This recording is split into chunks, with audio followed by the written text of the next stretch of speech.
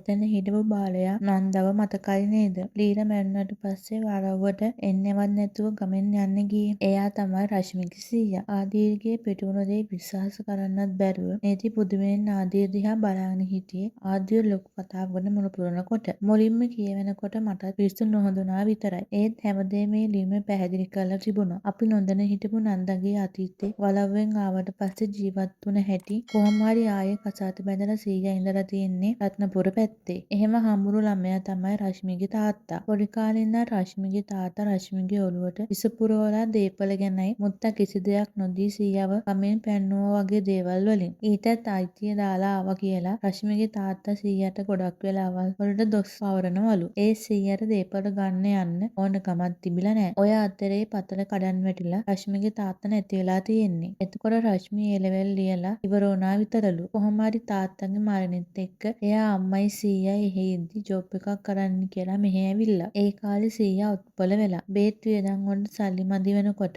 පරණ වෛර මතු වුණා. එයා සීයා වෙනුවෙන් පලිගන්න හිතුවා. මාව යමක් කරගෙන අවුරුද්දක් යනකම් එයා එක ජොබ් එක කරන අතරේ හොයලා තියෙන්නේ මං ගැන. කොහොම හරි මට ලං වුණේ ඒක අරමුණක් වෙනුවෙන්. එයා එයාගේ සීයාට අයිති වෙන්න ඕනේ හැමදේම ආයි සීයාට අරන් දෙන්න. කොහොම හරි අන්තිම මොහොතේ මෙයාගේ යාළුවා මෙයා ගැන හැම ඇත්තක්ම අම්මලාට කියලා. ඒ රෙජිස්ට්‍රේෂන් එකට කලින් දවස. එදා තමයි අම්මත් එක්ක සීයා මෙහෙට ඇවිත් මෙයාට කියලා තියෙන්නේ සීයා හැමදේම එපා කියලා ආව මිසක් මුත්තා කිසිම වෙනස්කමක් කරේ නෑ වගේම ඇත්තටම හැමදේම අතෑරලා දාලා එන්න හේතුවත් ඒ හේතුව දැනගත්තට පස්සේ රශ්මිට තව හිතන්න කිසි දෙයක් තිබිලා නෑ. ඉතින් එදා එහෙමයි හැමදේම සිද්ධ වුනේ. ඒ හේතුව වගේම තව දෙයක් තියෙනවා ඔයා දැනගන්න ඕන. ඒත් මේ එකට වෙලාව නෙමෙයි. හරි වෙලාව ආවම මේ හැමදේම කියන්න. මම පොරොන්දු වෙනවා. ආදීර් කියපු හැමදේක්ම ආයෙත් දෝංකාර දෙනකොට නීති ඇඳින් හාන්සි උනේ අලුත් දවසට උදා වෙන ඊට බලාපොරොත්තුවෙන්. ඒත් එදා එතන ආදීර් නේතට නොකියපු දේවල් කිහිපයක්ම තිබුණා. ඒ අතරින් එකක් තමයි එදා හවස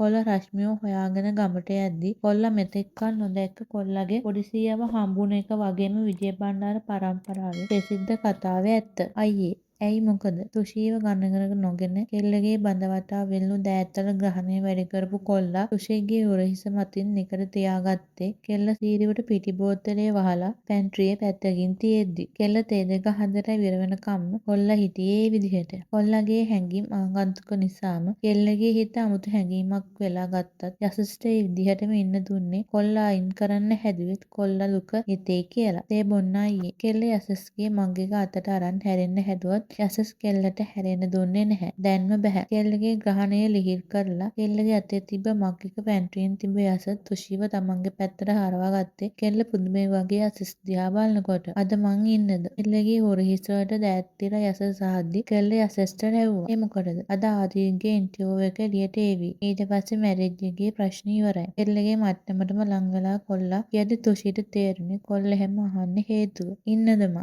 යසස් අහද්දි කෙල්ල හා කියන්න හිස තොලවලා යසස්ගේ ලයට වාරෝනේ හෙට ඉඳන් කොල්ලා එක්ක ඉන්න බැරි බව මතක් වෙලා. ඔය ඇති දැන්. මගේ ටී එකත් නිමිලා. කොල්ල බොරු තරහක් මවාගෙන තුෂීව ඈඩ් කරද්දි තුෂී මූණ හදාගෙන යන්න හැදුවත් කොල්ලා කරේ කෙල්ලගේ බදින් අල්ලලා පැන්ට්‍රි එක මතින් වාඩි කරවපු එක. යන්න ඉතින්. ඔයාගේ ටී එකේ නිවනවානේ. කෙල්ල අනිත් පැත්ත බලාගෙන කියද්දි කොල්ලට හිනා. ඊටත් මේ වගේ පොඩි පොඩි රණ්ඩු වලට කොල්ලා ආසයි. මොළේ ඉඳන් මේ හැඟීම් මිදගන්න ඉස්සර ඉඳන්ම කොල්ලා හිටිය ආසාවෙන්. දැන් ඒ හැමදේම බලාපොරොත්තු වුණ විදිහටම සිද්ධ වෙද්දි මොහොතක්වත් තුෂීගෙන් ඈත් වෙන්න කොල්ලාට ඕන උනේ නැහැ. ටී වැඩක් නෑනේ මේවා තියනකොට. ඊළඟ මොහොතේ මාපට ඇඟිල්ලෙන් කෙල්ලගේ රෝස පැහැ දතුල් පිරිමදිමින් යසස් කියද්දි කෙල්ලට යසස් දිහා බැලුනෙත් කොල්ලගේ ඇස් තුෂීගේ ඇස්වල පැටළුනෙත් දෙකටම. කෙල්ලගේ ඇස් ගැසුණු හැටි දැකලා කට කොනකට නැගුණු හිනාවත් එක්කම යසස් කෙල්ලගේ දෙතොල් තමන්ගේ දෙතොල් අතරට සිර කරගත්තේ කුරුඳුල් හාදුව හිත පතුලෙන්ම විඳගන්න ගමන්. Hello good මෝනින්. නිදිද තාම?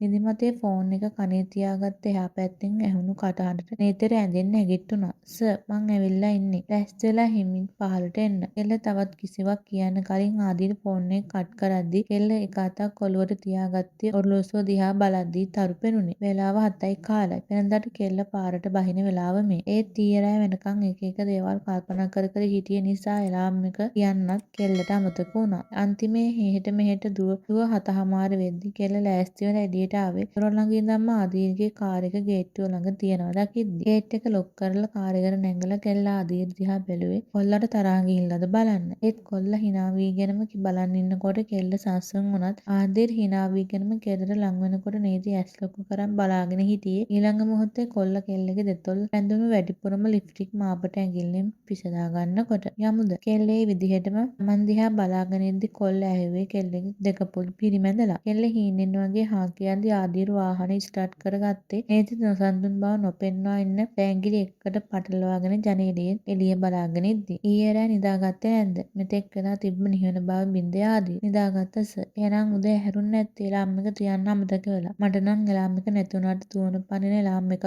ඉන්න නිසා 6න් පස්සේ එක විනාඩියක්වත් නිදාගන්න බෑ. කොල්ල ඒ කීව කතාව නීතිට තේරුණෙත් නැහැ. ජූනි. කෙල්ලට නැතුණට බව තේරිලාම කොල්ලා ජූනිගේ නම කියද්දි කෙල්ලටත් ජූනිම මතක් වෙලා හිනාවක් ගියේ. ඒත් එක්කම වාහනේ ඉස්සරහින් මිනිහෙක් පැන්නෙත් ආදීර් වේගෙන් බ්‍රේක් කරෙත් එකටම. වාහනේත් වැදිලා ඒ මිනිහා පාරේ වැටෙනකොට ආදීර් දොර ඇරගෙන බැහැලා ඒ මිනිහා ළඟට යනවත් එක්කම හිසේ පසුපසට වැදුණු පහරකින් කොල්ලට සිහිය නැති වුණේ හීනෙන් වගේ නීති කොල්ලට කතා කරන හඬ නොඇසී යද්දි. මට සම්බන්ධයි.